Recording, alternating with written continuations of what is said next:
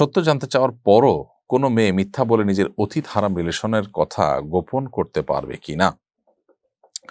দেখুন, যদি এমন হয় যে এখানে এই সত্য বলার কারণে আপনি বড় ধরনের ক্ষতির মুখোমুখি হবেন এবং আপনার স্বামী আপনাকে বারবার জিজ্ঞেস করা সত্ত্বেও যদি আপনি সত্য উচ্চারণ করেন, তাহলে সেক্ষেত্রে আপনার ভয়াবহ বিপদ আপনার উপর নেমে আসবে। তাহলে আপনি নিজেকে রক্ষা করবার প্রয়োজনে আপনি কৌশলে সরাসরি মিথ্যা না বলে একটু ঘুরিয়ে পেঁচিয়ে আপনি এড়িয়ে যেতে পারেন।